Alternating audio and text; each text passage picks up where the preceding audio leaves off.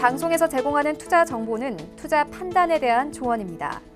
방송에서 제공하는 주식의 가치, 가격 상승 및 가격 하락에 대해서는 방송사에서 보장하지 않습니다. 간추린 경제 뉴스입니다. 미국과 멕시코, 캐나다 3국이 나프타를 대체할 새 무역협정인 미국, 멕시코, 캐나다 협정 수정안에 합의했습니다. 안드레스 마누엘 로페스 오브라도르 멕시코 대통령은 현지 시간 10일 오전 정례 기자회견에서 북미 3국 대표단이 이날 멕시코시티에 도착해 협정 수정안에 서명할 것이라고 밝혔습니다. 뉴욕 증시에서 주요 지수는 미국, 멕시코, 캐나다 협정 합의에도 미국과 중국의 무역 협상 관련 불확실성이 지속하는 데 따라 하락했습니다. 뉴욕 증권거래소에서 다우존스 지수는 0.1%, S&P 500 지수는 0.11%, 나스닥 지수는 0.07% 하락하며 거래를 마쳤습니다. 미국이 오늘 15일로 예정된 대중국 추가 관세 부과를 미루는 방안을 검토하고 있다고 일간 월스트리트저널이 보도했습니다. 월스트리트저널은 추가 관세를 연기한다는 것은 미중 양국이 당분간 무역 협상을 이어가겠다는 의미라고 설명했습니다. 다만 트럼프 대통령의 최종 결정은 내려지지 않았다고 덧붙였습니다. 512조 3천억 원 규모의 2020년 예산안이 국회를 통과해 정부가 집행을 위한 사전 절차를 시작했습니다. 예산안 규모가 2년 연속 9%대로 늘어났습니다. 정부 원안에서 증액된 예산은 사회 간접 자본과 교육 분야입니다. 이 밖에 난임 시술비 지원 단가를 올리기 위한 예산이 증액돼 수정안에 포함된 것도 눈길을 끕니다.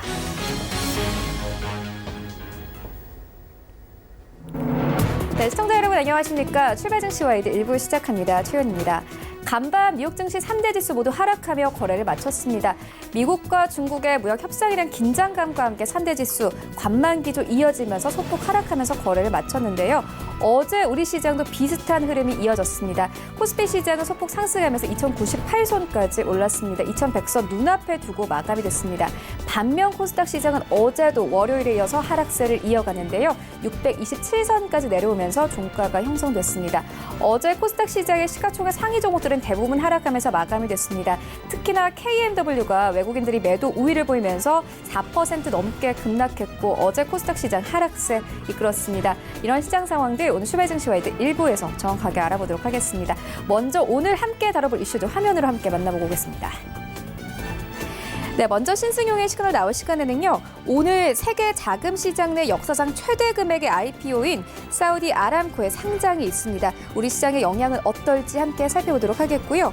최근 중국 정부가 향후 3년 내에 정부 및 공공기관에 있는 모든 외국 PC 하드웨어와 운영체제를 교체하라는 명령을 내렸습니다. 산업 역량 짚어보도록 하겠습니다. 네, 이어지는 라이브 이슈타임에서는요. 에이프로젠이 국내에서 11번째로 기업 가치 1조 원 이상의 스타트업인 유니콘 기업에 이름을 올렸습니다. 어제 관련 종목들이 상한가 기록했는데 함께 살펴보도록 하겠고요. 네, 화면으로 요즘 가장 핫한 부장님이 나가고 있는데 바로 소부장입니다. 증시 내에서 흥행카드로 부상하고 있는 소재, 부품, 장비주 어떻게 바라보면 좋을지 함께 살펴보도록 하겠습니다. 출발 증시 와이드 1부 지금 출발합니다.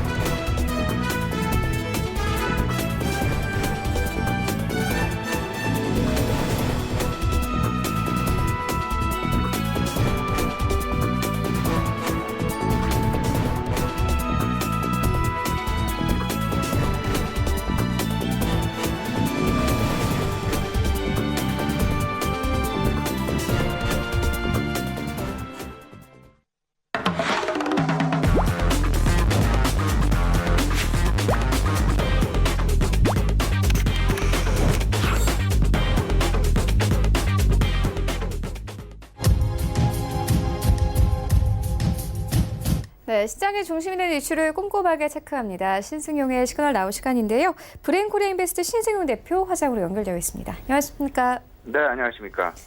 네, 먼저 첫 번째 이슈부터 다뤄보고 가도록 하겠습니다. 오늘 세계 자금 시장 내 역사상 가장 큰 최대 금액인 IPO인 이 사우디 아람코의 상장이 있습니다. 우리 시장의 영향 어떻게 보고 계십니까? 예, 지금 이제 아람코의 상장을 놓고요. 실질적으로 두 가지에 대해서 글로벌 투자자들 일단 고민을 좀 하고 있는 촉각이 곤두세워져 있는 그런 모습이 아닐까 생각이 되는데, 첫 번째는 국제 유가의 움직임 내지는 국제 유가의 행보. 왜냐하면 그 아람코가요, 세계에서 가장 큰 그 원유 시추는 물론 석유 생산 회사이기 때문에 실질적으로 석유의 가격 동향 영향 미칠 가능성 좀 주목하고 있는 그런 상황이고요. 두 번째는 세계에서 역사상 가장 큰 IPO 그 공모가 실질적으로 진행이 됐기에 그 아람코에 대한 자금 시장에서의 관심 역시 뜨거운 상황이다라는 부분. 국제 유가 그리고 국제 자금, 이 두 가지를 동시에 아우르게 되는 사우디 아람코의 상장 부분, 우리가 좀 자세히 좀 생각을 좀 해봐야 될 것 같은데, 일단 사우디 아람코 하루에 1,030만 배럴의 석유를 생산을 하고 있습니다. 생산 규모로는 세계 제1위. 전 세계 석유 시장의 10%의 석유를 공급하고 있고요. 전 세계 원유 시장에는 약 12%를 공급하고 있는 것으로 그렇게 알려지고 있습니다. 시가총액 일단 공모가가 이미 결정해서 오늘 상장이 되니까 시가총액 약 1.7조 달러, 여기서 조금 더 상승하는 그런 가능성 높지 않나 생각이 되는데, 당장 좀 우리가 실질적으로 알고 있는 지표들이나 알고 있는 숫자들을 가지고 아람코의 시가총액 1.7조 달러 비교를 해본다라면요, 애플 컴퓨터의 시가총액이 1.2조 달러입니다. 전 세계 1위죠. 애플 컴퓨터를 능가하는 이제 전 세계 시가총액 1위의 회사가 바뀌었다라는 점. 그리고 우리나라의 1년 GDP가 1.7조 달러가 되겠습니다. 우리나라 1년 국민 총생산과 맞먹는 단일 기업으로서의 시가총액을 갖는 사우디 아람코. 그렇기 때문에 자금 시장 내 상당 부분 주목을 받고 있는 그런 상황이다라는 점. 여기에 2024년까지 향후 5년이죠. 약 750억 달러, 우리나라 돈으로 80조 원이 넘죠. 배당금을 매년 보장하고 있다라는 부분. 근데 그러면 아람코는 실질적으로 왕실 지분이 100%였습니다. 근데 그 중에서 1.5%만 IPO를 한다. 근데 1.5% IPO를 해서 실질적으로 왕실 지분을 이제 1.5% 파는 거죠, 시장에.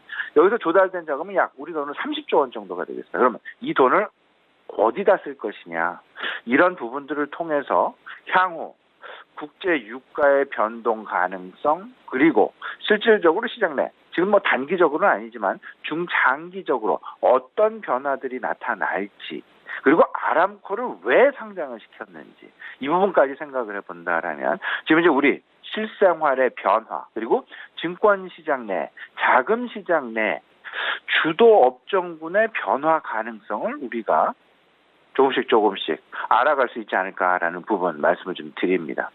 당장 국제 에너지 기구가요, 2030년 이후, 이제 얼마 남지 않았죠. 10년 이후부터는 국제 원유 수요가 정체될 것이다라는 발표를 지난 12일 한 바가 있었습니다.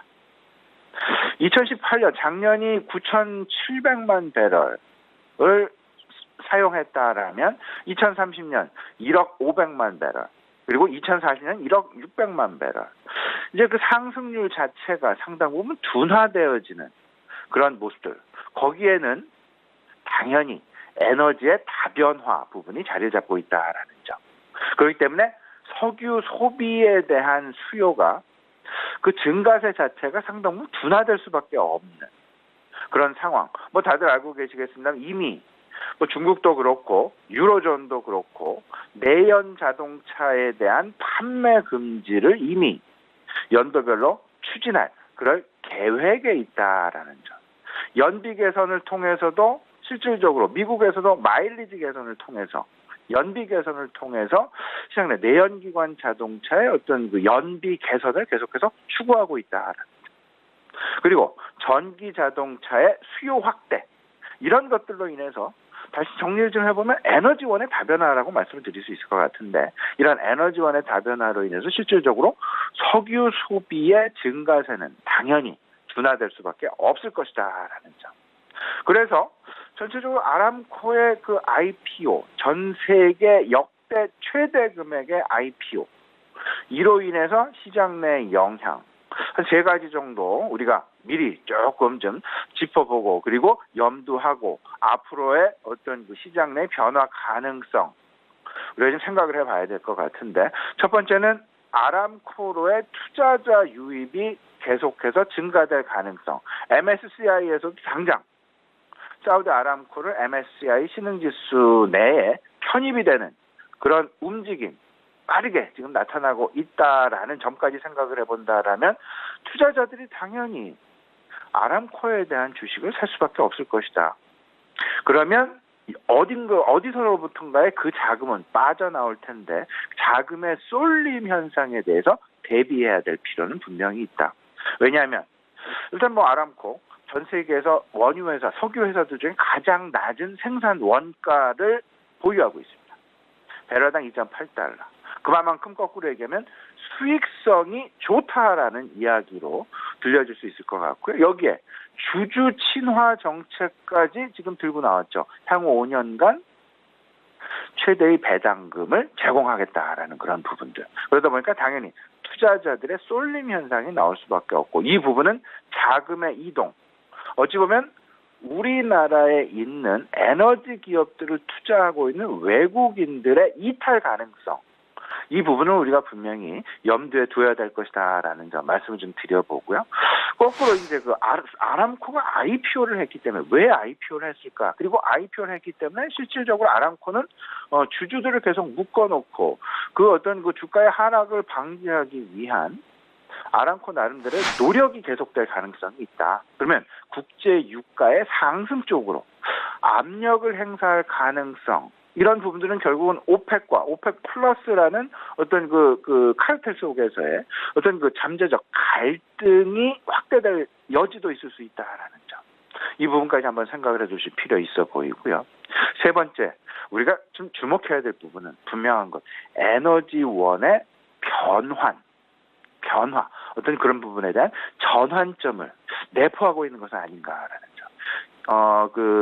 사우디아라비아는 지금 이미 탈석유 행보를 가속화하고 있다라는 점. 비전 2030이라는 한 4년 전에 발표된 그들의 비전 2030이 있었습니다. 탈석유 그리고 석유로부터의 재원을 이제 그 다변화시키면서 어떤 그 변화 가능성을 계속 암시하고 있는데 탈석유 행보 분명히 빨라질 가능성 이런 부분들은 결국은 전기 자동차랄지 전기에 대한 어떤 그 관심 그리고 수소 에너지에 대한 관심 소위 말하는 에너지원의 다변화 쪽에 대한 관심으로 확산 내지는 확대되어질 여지 오늘 사우디 아람코의 어떤 그 IPO 소식은 실질적으로 우리 시장으로의 직접적인 영향보다는 간접적으로 전반적인 글로벌 산업의 변화, 자금 시장에서의 변화 이런 부분에 대한 어떤 그 힌트를 분명히 제공하고 있다라는 점 우리 시청자 여러분도 같이 염두에 두셨으면 좋겠습니다. 네, 이와 함께 좀 자금 이탈도 예상되고 있는 상황인데요. 함께 오늘도 시장 따라가 보도록 하겠습니다. 이어서 다음 이슈 옮겨가 보도록 하겠습니다. 최근 중국 정부가 향후 3년 내에 정부 및 공공기관에 있는 모든 외국 PC 하드웨어와 운영체제를 교체하라는 명령을 내렸습니다.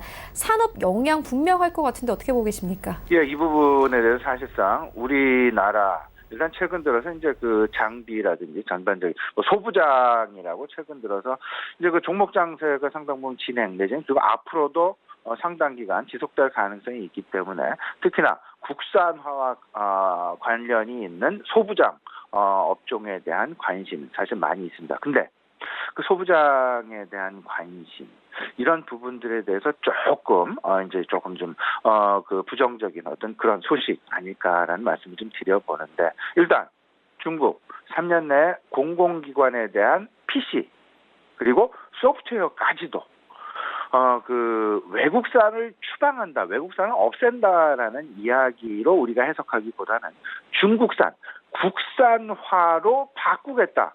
그 이야기는 그만큼 그러니까 중국 기업들에 대한 제조 기반을 제조 기업들에 대한 어떤 그 정부 정책, 정부 지원이 상당 부분 많아질 수밖에 없다라는 점으로 우리는 거꾸로 해석을 해봐야 될 것 같습니다. 일단 이제 과거 불과 이제 얼마 전에 한 4년 전, 5년 전이었죠. 중국에서 전기 자동차에 대한 보조금, 한국산에 대한 어떤 그 배제 이런 소식이 전해지면서 우리나라 배터리 기업들 상당 기간 어려움을 겪었던 것이 사실이었습니다. 하지만 이제 최근에 배터리 기업들에 대한 우리나라 기업들도 이제는 중국 정부로부터 보조금을 받는 그런 모습 나타나곤 있는데 그 어떤 그 연비라든지 어떤 그 스펙에 대한 강화 이런 부분들로 인해서 우리 기업들의 수혜 자체는 상당 부분 제한적으로 지금 다가오고 있다라는 점.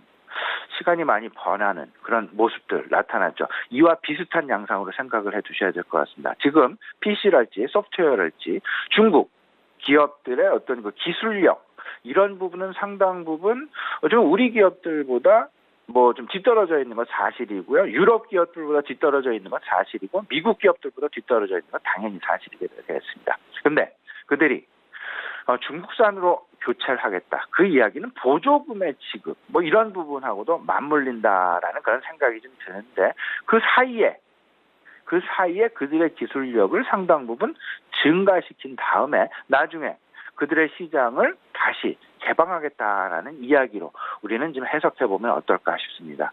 일단 컴퓨터의 하드웨어 그리고 소프트웨어 외국산을 추방하고 중국산으로 교체를 하고 근데 이게 한 번에 이제 다 하는 것이 아니라 연도별로 3년 동안 30%, 50%, 20% 그래서 총 100%를 단계적으로 외국산을 없애고 중국산으로 교체를 하겠다라는 점. 이런 부분들 어찌 보면 미국발 전방위 압력에 대한 대항으로 우리가 생각을 좀 할 수 있을 것 같고요. 미국은 이미 화웨이와 ZTE에 대해서 중국 장비 사용 금지 이미 지금 진행이 되고 있는 그런 상황이고요.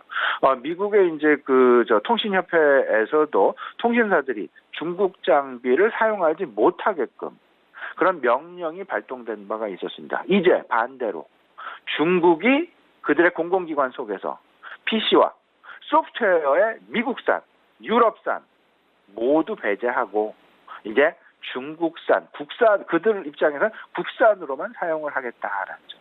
이러다 보니까 이 부분은 어찌 보면 완성품에만 그치지 않고 부품까지 중국산으로 대체해야 되는 그런 움직임. 그렇기 때문에 우리 입장에서의 소부장, 특히나 중국으로의 어떤 그 수출 가능성 이런 부분들에 대해서는 상당 부분 우려가 되는 그런 상황이다라고 생각을 해야 될 것 같고 특히나 미국 쪽에서는 뭐 AMD나 인텔 그리고 그래픽카드 쪽에서 엔비디아 같은 회사들 상당 부분 조금 좀 고민에 빠져야 되는 그런 상황들이 벌어지게 될 것이다라는 점. 근데 앞서서 말씀을 드렸다시피 뭐 윈도우나 안드로이드나 아직 뭐 기본적인 운영 체제에 있어서 중국의 기술력 아직 뭐 선진 기술을 따라가기에는 조금 좀 뒤처진 감이 없지 않아 있다. 하지만 전기 자동차 보조금의 그 5년 전에 있었던 그 경험치를 미루어 봤을 때 중국산을 교체를 하면서 그들의 산업을 발전시키고 그 추후에 다시금 시장을 개방하는 그런 모습. 그 사이에 중국 기업들의 기술력은 상당 부분 빠른 속도로 개선이 되어진다라는 점을 생각을 해본다라면 일단 그들의 경쟁력 확보를 위한 그 이야기는 거꾸로 우리 기업들로 하여금 경쟁력의 어떤 그 뒤처짐 내지는 경쟁력에 있어서 국제 경쟁력에 있어서 중국과 이제 경쟁을 해야만 하는 그런 상황으로까지 발전될 여지 이런 부분까지도 우리가 생각을 좀 해놓고 있어야 되겠다. 중국의 어떤 그 소프트웨어와 하드웨어의 중국산으로 교체 상당 부분 우리 시장으로의 영향 가능성이 있을 수 있다라는 점 생각해 두셔야 될 것 같습니다. 네, 알겠습니다. 그렇다면 오늘장 전략은 어떻게 보고 계십니까? 예, 뭐 일단 어제 미국 시장에서의 움직임에서도 실질적으로 중국도 그렇고요. 미국도 그렇고 미국이 이번 15일로 예정된 추가 관세 부과, 소위 말하는 관세 폭탄이죠. 추가 관세 부과의 연기 가능성. 이 부분을 놓고 사실은 시장 내 변동성이 크게 나타난 것이 사실이었습니다. 월스트리트저널에 의한 보도, 연기 가능성이 보도됐는데 그 커들로 쪽에 의하면 실질적으로 부과 가능성도 분명히 있을 수 있다. 시장 입장에서는 상당 부분 관망 양상으로 변화할 수밖에 없는, 계속 기다려야만 하는 그런 상황이 전개되었다라는 점.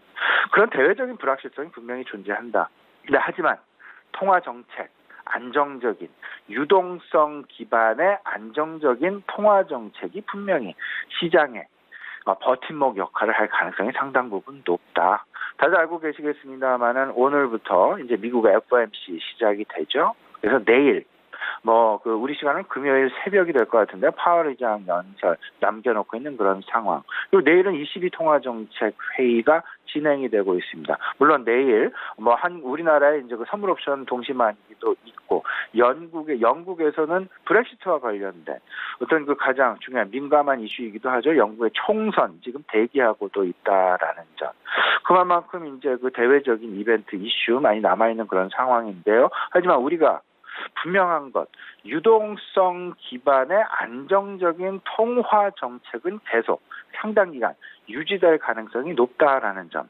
그 사이에서 일단 15일 미국의 추가 관세 부과 예고일을 앞두고 실질적으로 추가 관세를 부과할 것이냐 아니면 유예할 것이냐. 부과하게 된다라면 시장은 그 개별 종목 장세로 변화돼서 더 심도 있게 진행될 가능성이 있을 수 있을 것 같고요. 추가 관세가 유예될 것이다. 그러면 외국인 수급이 상당 부분 개선돼 가면서 대형주 중심의 장이 전개가 될 것이다. 이 두 가지 추가 관세를 놓고 다른 시장 내 다른 성격의 어떤 그 흐름이 나타날 가능성이 있으니까요. 이를 분명히 대비해 놓고 계셔야 될 것 같고요. 이와 맞물려서 2020년 핵심 테마군들 5G 있고요. 컨텐츠 있고요.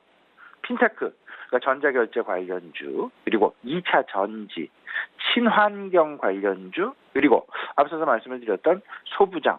물론 중국의 변화 가능성도 있겠지만 지금 현재의 소부장의 이슈는 그 일본과의 어떤 그 갈등 양상 속에서 빚어진 그런 결과물이다라는 점 생각을 해보시면서 소부장까지도 관심 영역에 넣어놓으시면 어떨까 싶습니다.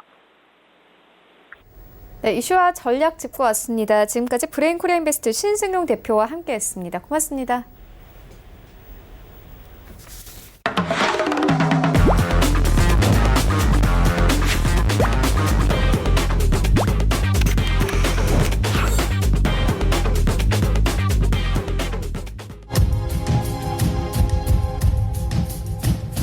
네, 국내 시장 쟁점 함께 분석해 보도록 하겠습니다. 라이브 이슈 타임인데요. 한국투자증권 김건진 차장 전화 연결되어 있습니다. 안녕하십니까?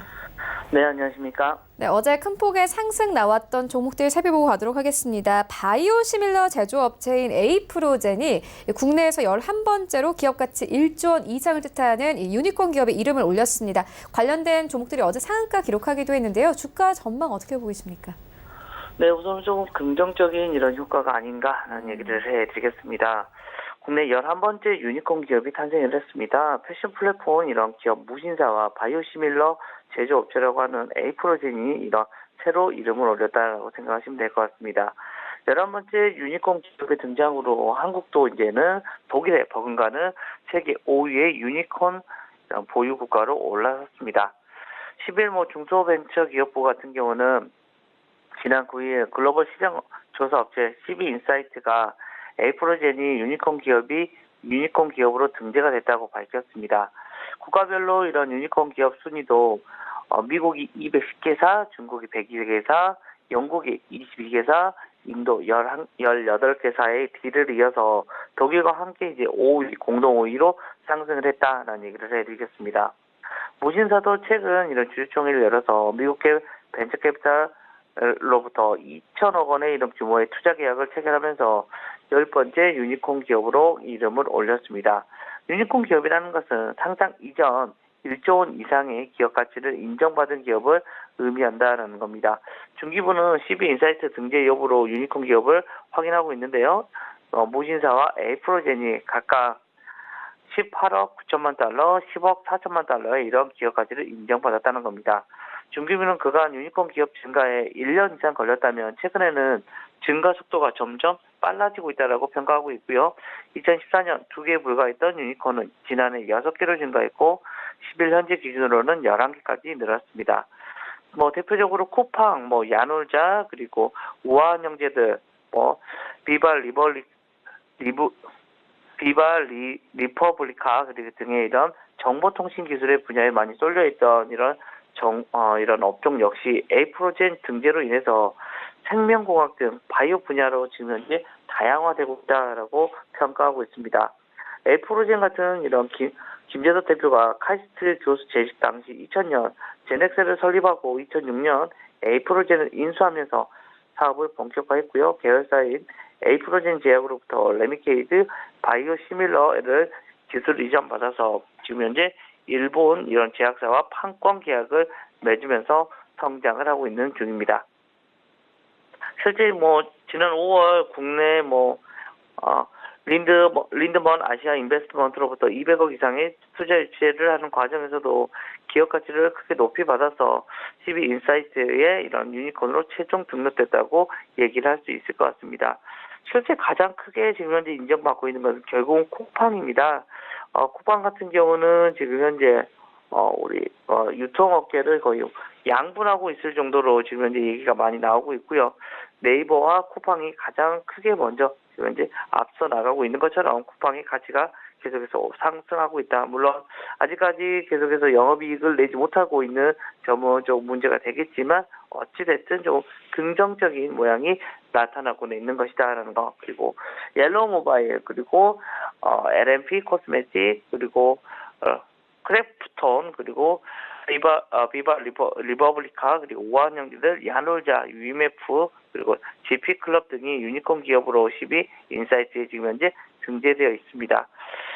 실제 중기부 장관 같은 경우는 유니콘의 기업 수가 증가하는 것이 우리나라의 스타트업 이런 창업자와 벤처 투자자들에 대한 이런 증가를 계속해서 얘기를 하고 있고 계속해서 이거에 대한 이런 지원책을 펼쳐나가겠다라고 얘기를 하면서 우리나라도 다시금 어떻게 보면 산업계의 재편이라고 할 수 있죠. 밑에서부터 조금 더 단단해질 수 있는 이런 벤처들이 다시 한번 상승할 수 있는 지금까지 어떻게 보면 대기업들이 시장을 끌어가는 모습에서 이런 중소기업들이 하나씩 커지면서 어떻게 보면 새로운 이런 산업계획이 나타날 수 있는 게 아닌가라는 얘기를 드릴 수 있을 것 같습니다.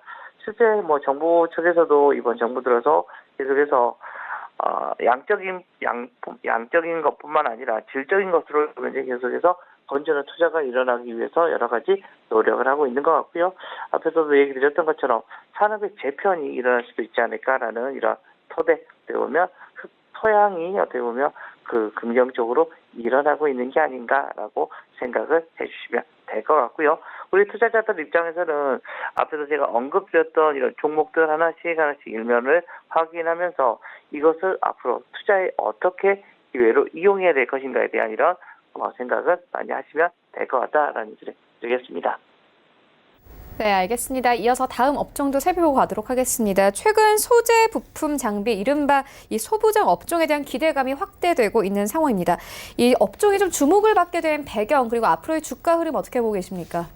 자, 우선은 소부장이라는 이런 새로운 신조어가 올해 들어서 생겼습니다. 가장 크게 이유가 뭐예요? 결국은 일본 쪽에서 우리나라하고 거래를 우선은 부품이나 수출을 하지 않겠다.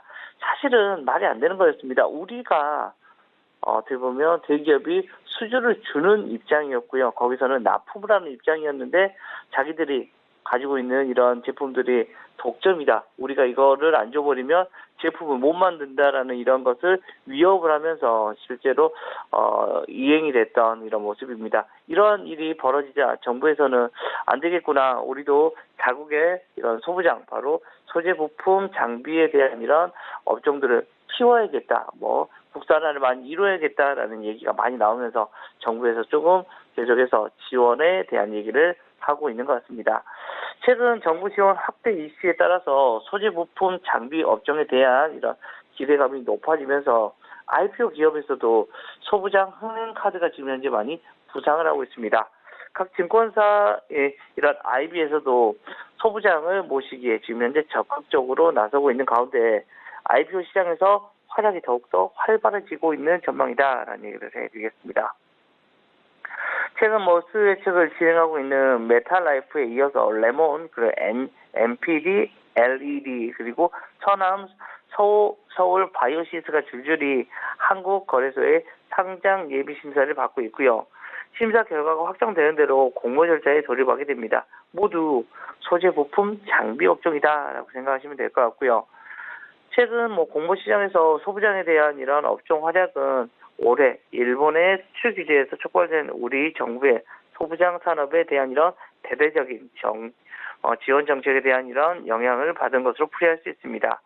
소재 부품 장비의 이런 기술 독립이 필요하다는 공감대가 산업 전반적으로 지금 현재 확산이 되고 있으면서 관련 기업이 수혜를 입을 것으로 전망을 하고 있는 상황입니다. 실제로 올해 주식시장에서 주요 소부장 종목으로 꼽히는 휴대폰 부품 회사 KH마테건 힌지기업이라고 생각하시면 되고, 최근에 우리가 폴더블 폰에 대한 이런 이슈가 나오면서 주가에 큰 폭의 상승이 나타났습니다. 그리고 반도체 장비 회사 원익 IPS 같은 경우도 상당히 큰 폭의 상승이 나타났고요. 반도체 소재라고 소재의 대표적인 이건 이런 일본과의 이런 무역 분쟁에 대한 이런 이야기가 나오면서 가장 먼저 떠올랐었던 게 또 반도체 소재 회사인 솔브레인 같은 경우도 주가에 큰 폭의 상승이 일었습니다. 또 최근에 상장한 소부장 기업의 이런 주가 흐름도 눈에 띌 수 있는데요. 11월 25일 유가증권 시장에 상장한 자동차 부품 회사 센트럴 모텍 같은 경우도 상장 첫날부터 상거래일 연속 상한가에 들어갔습니다. 이거 같은 경우는 알루미늄 암에 대한 이런 이슈입니다. 바로 테슬라 쪽에 바로 납품을 한다라는 이런 이야기가 나오면서 주가에 대한 흐름이 아주 좋았었다라는 거 얘기를 해드리겠고요. 현재 주가도 공모가보다 3배 가까이 높은 수준에서 지금 현재 거래 중이다라는 얘기를 해드리겠고요.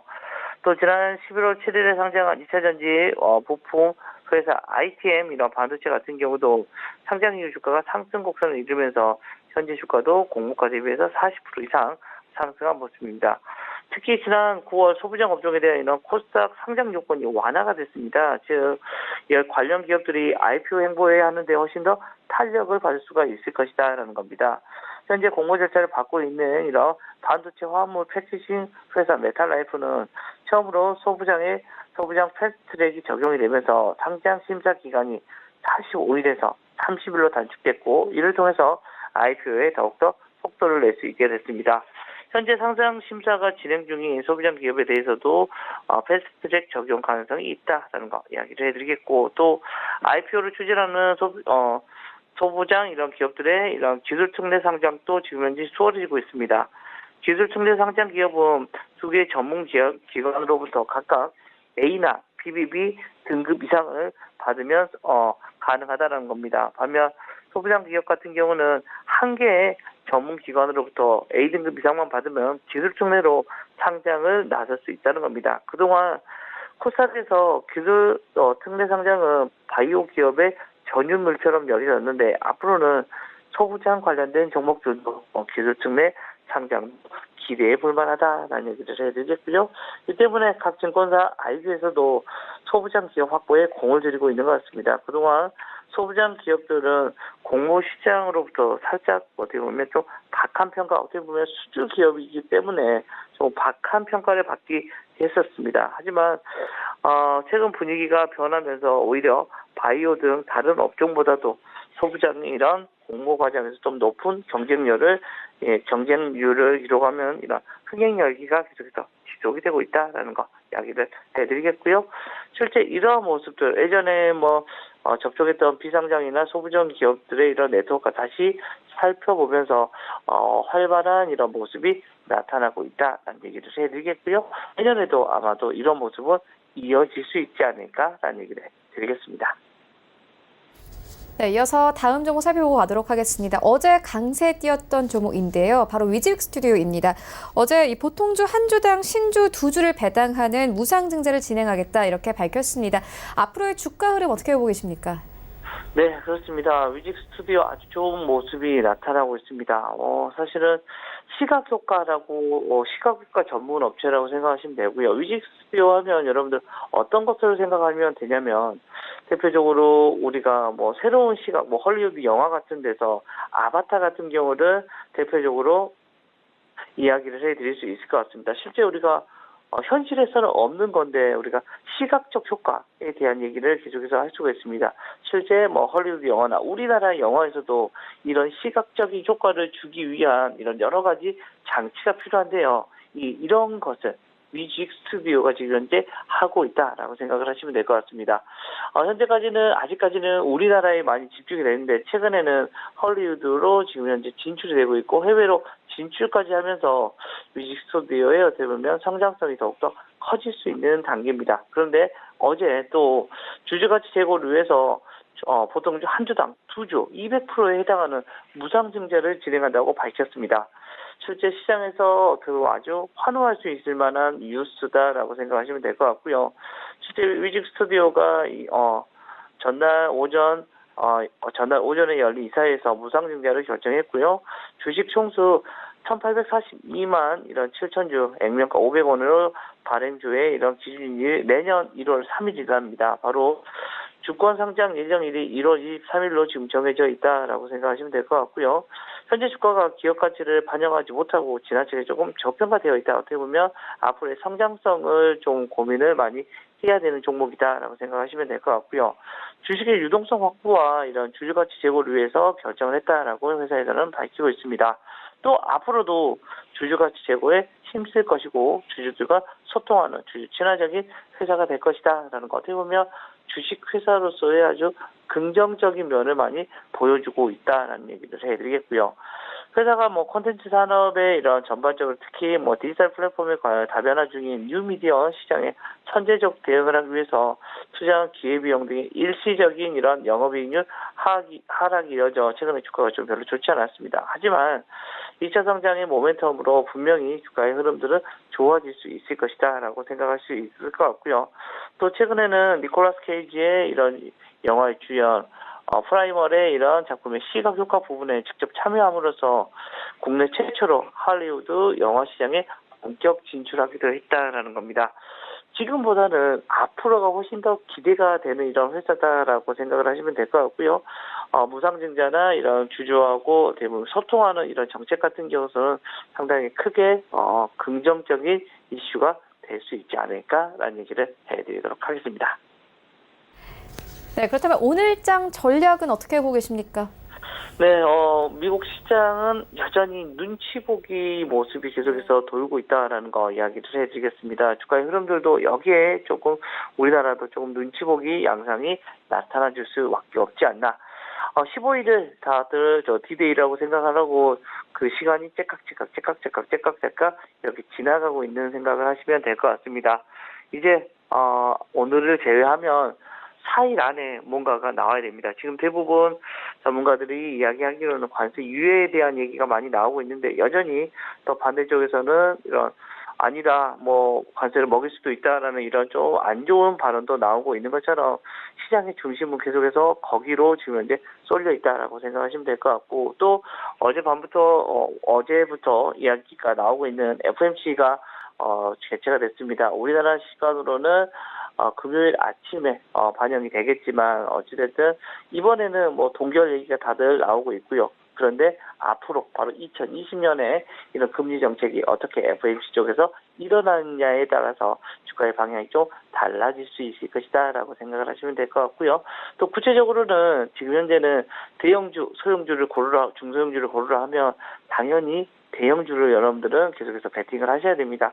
12월은 양도세 때문에 어떻게 보면 조금 이런 중소형주들은 매기가 조금 쏠리기가 좀 어렵다라는 거. 어떻게 보면 이게 마무리가 되는 시점에서 26일 이후부터는 다시 코스닥 쪽이 좀 매기가 돌 수는 있을 것이다. 근데 그 전까지는 조금 여러분들이 좀 피해가는 모습이 나타나야 되지 않을까라는 생각을 할 수 있을 것 같다라는 거 얘기를 해드리겠고요. 여기서 여러분들이 조금 집중해야 될 업은 어디다? 바로 대형주들 중에서 업이 턴을 하는 이런 곳으로 여러분들이 조금 더 집중을 하시는 게 맞지 않나라는 얘기를 해드리도록 하겠습니다. 네, 이슈와 전략 짚고 왔습니다. 지금까지 한국투자증권 김건진 차장과 함께했습니다. 고맙습니다. 네, 감사합니다. 네, 1부는 여기서 모두 마치도록 하고요. 잠시 후 2부에서는 전문가들과 함께하는 종목 라이브쇼, 라이브 매매타임이 이어집니다. 여기에 더해서 오늘장에서 이슈몰이라고 있는 특징주까지 꼼꼼하게 살펴봐 드리겠습니다. 채널 고정해 주시고요. 저희는 잠시 후 2부로 다시 찾아오도록 하겠습니다.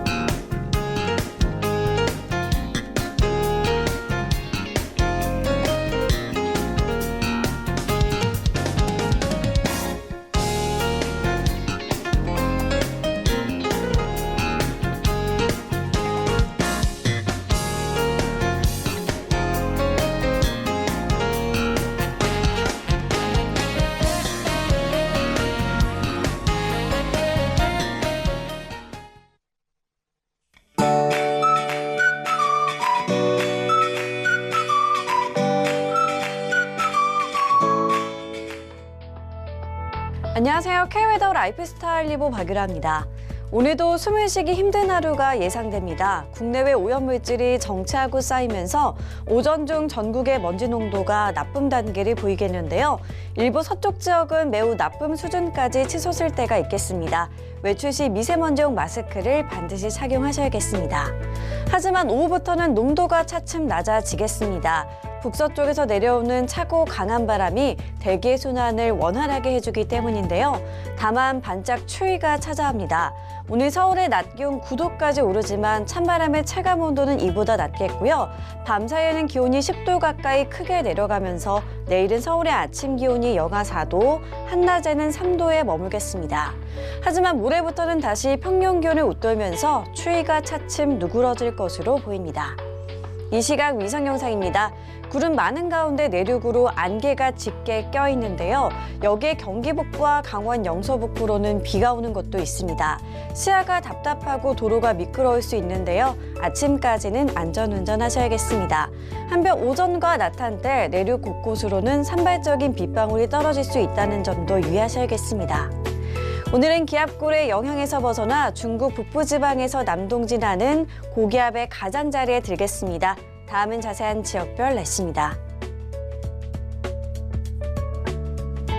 중부지방의 아침 서울 8도, 대전 5도로 큰 추위 없이 시작하고 있는데요. 낮에는 10도 안팎까지 오르지만 찬바람이 불며 쌀쌀하겠습니다. 강원 영동으로 건조특보가 내려진 가운데 낮부터는 동해안을 중심으로 바람까지 강하게 불겠습니다. 불씨 관리에 유의하셔야겠습니다. 남부지방도 아침 기온은 크게 춥지 않지만 오후부터는 찬 공기가 유입되면서 추워지겠습니다. 낮 기온 전주 12도, 대구는 15도가 되겠습니다. 오늘 오후부터 서해 먼바다와 동해 먼바다로 바람이 매우 강해지겠고요. 물결도 최고 4에서 5m까지 매우 높게 일겠습니다. 이에 따라 풍랑 예비특보가 내려져 있는데요. 안전에 유의하셔야겠습니다. 모레부터 추위는 풀리지만 금요일과 토요일 사이 중부지방을 중심으로 비 또는 눈이 내릴 것으로 전망됩니다. 기상정보였습니다.